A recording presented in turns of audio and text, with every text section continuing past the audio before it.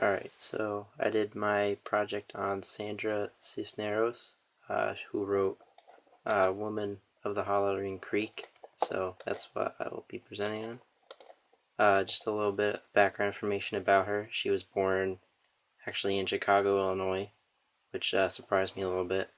And she was born to Mexican immigrants, so she's a second generation American. And so she actually commuted back and forth between Mexico and the United States constantly because her dad worked in both countries during different times. So that's how she got different cultural views, which is very important in her writing, which I'll touch up later on. Another important background information about her that influenced her writing was that she was the only daughter that survived. So she had only brothers and lived with her dad. So that was another part. So even though she was with that family, um, she was the only daughter, so she felt excluded in that one. So besides Woman of the Hollering Creek, which was one of her more famous works, her most famous one was House on Mango Street, which she released beforehand, which sold over 2 million copies. So that's her most famous stuff. Other ones, My Wicked Wicked Ways, and Loose Women, which is a collection of poems. Woman of the Hollering Creek, which was in the book, actually was just the part of a collection of short stories. That was one of them. All of them, actually, I read a few of them, are written very similarly, have very similar themes, structured similar, have similar conflicts and stuff. So some of those common trends that they have is she integrates two languages when she does write. Obviously, she's able to speak English and Spanish since she spent time in both America and Mexico, so she's able to do both of those. So she integrates both languages in her stuff, even though it is written in English primarily. Um, she does add Spanish words that she thinks provides extra influence, which I think is definitely a good factor in writing. It makes things seem much more authentic, especially with the subject matter that she writes about. Um, and it applies just to her because that's the skill that she has. Another primary theme that she always seems to carry on is characters struggling to identify themselves, which is primarily women characters. Obviously, that relates to her because she's a woman, and also that she has struggled to identify herself throughout her life because of being um, not really all Mexican, not really all American. So she struggled to fit in that way, and also being the only woman in her family, she couldn't really relate that way either. So in reality, she didn't really fit anywhere, so that kind of isolation really hurt her. So she always tried to find a way to fit in, so that she translates that through her characters. And a lot of times in her stories, they also have the main characters have innocent expectations or honest expectations that get ruined, get spoiled by the real world. That one's really shown in Women of Hollering Creek, where she has this ideal that she sees with her father's love and with what she sees in soap operas and her books, but is not the same in real life, which she finds out. One of her biggest strengths, which I think is very important in writing that she uses, is integrating what she does know about with what she doesn't know about. Which I said before, something that she knows about is being separated and isolated, which I touched up on already, about being, never included in anything.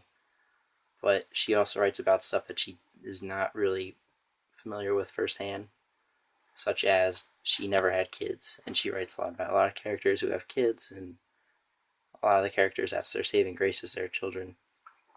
But she actually never had any, which I think is important in writing, to be able to integrate what you do know with what you don't know, because that kind of really widens your scope, as also gives you a strong foundation of stuff that you do know. So that always helps. And in regards to my writing, stuff that I can take from her that I really like is obviously writing about what you do know and what you don't, integrating them both. But her biggest one was how she paints an atmosphere throughout an entire story. It's not forced. She doesn't just force a setting on somebody, right away in the first paragraph or so. Over the course of the entire story, especially Women of the Hollering Creek, the feeling of isolation isn't really felt right away. It's shown examples of in the beginning, which I'll say in a second, but it's not really all shown right away.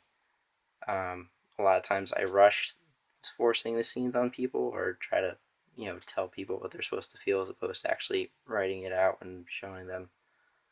So Cisneros allows for an aura of, isolation to be felt throughout entire stories, which is really important, and it's pretty much her setting.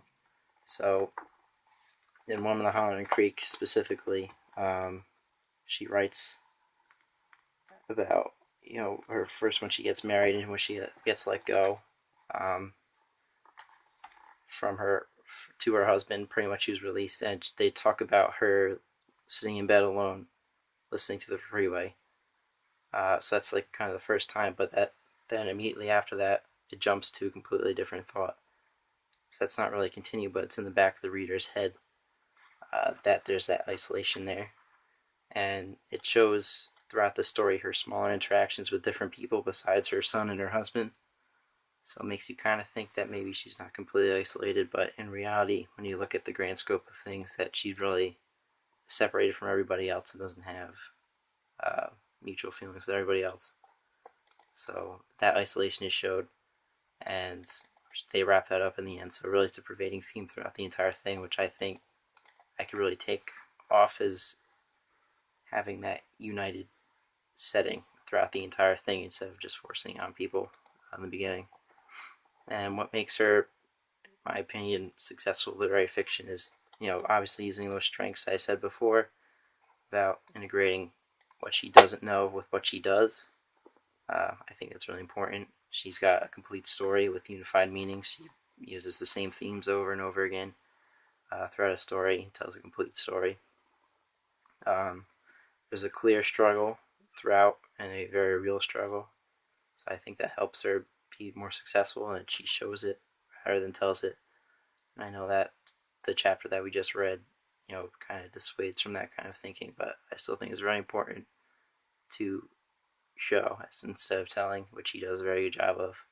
She has strong implicit themes, and she's also remarkably descriptive, and not just by lumping on modifiers like adjectives and adverbs, but she actually goes out and describes it.